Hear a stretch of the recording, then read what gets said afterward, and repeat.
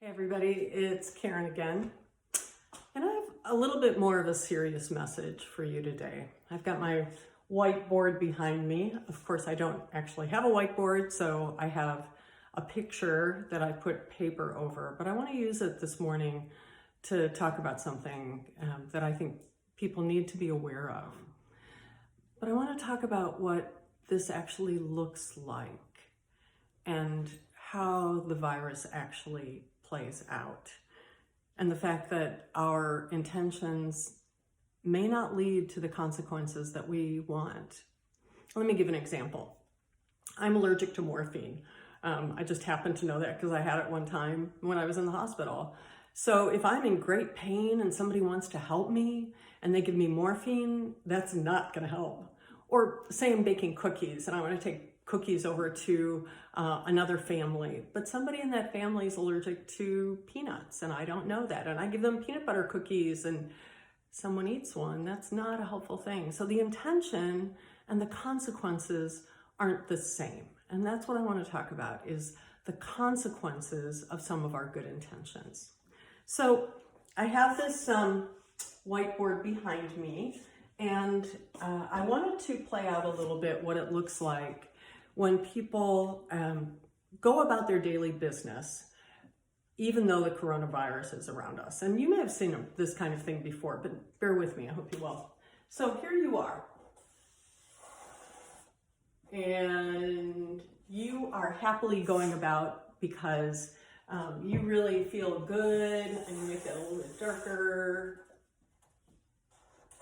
because you feel good and you know that things are going to be okay. And that's awesome. But maybe you were taking care of grandkids, and that grandkid was with a playmate, and that playmate's mom got infected. And so this infection went from mom to kid, and kid to your grandkid, and your grandkid to you, and you didn't even know it. So, but now you're infected. Or maybe you were at the grocery store. Or maybe you were traveling. The thing is that we can get this infection without even knowing it. So here you are, you feel pretty good, you feel happy, and you are going about your daily business because you really believe this is the best thing that you can do.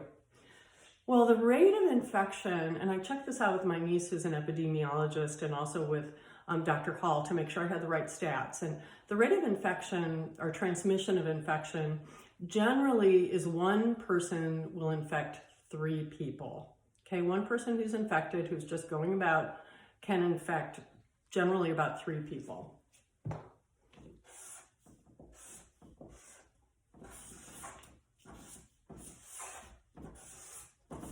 Well, that doesn't seem like very much, but let me take the time to spread that out over time.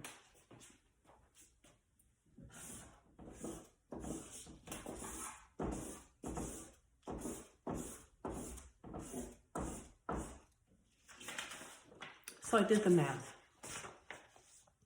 On Sunday, it's just you. On Monday, there's 3 people who are infected. Tuesday, there are 9. Wednesday, 27. Thursday, 81. Friday, 243. Saturday, 729. Sunday, 2,187. For a total of 3,280 people who are infected from one person.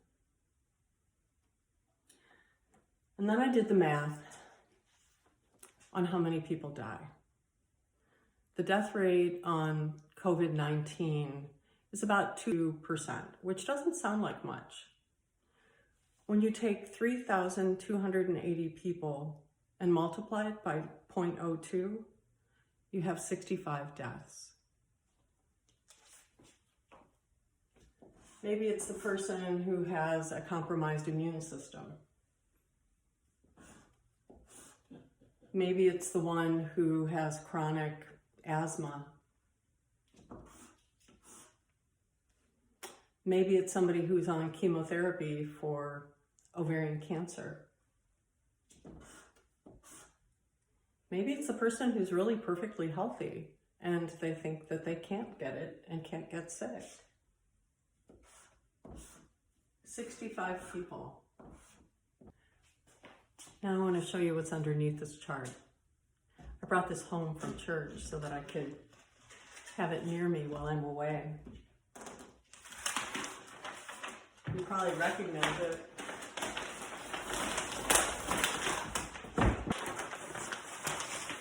It's the picture that we got when our photo directory was made. It's the picture of Jesus, and it's made up of all the different faces of people within our church. Friends, we may have the best of intentions, but it's the consequences that we need to pay attention to. Let's be safe. Let's stay at home. Let's not spread this. Let's take care of each other the best way we can right now. Let's be the body of Christ. God bless.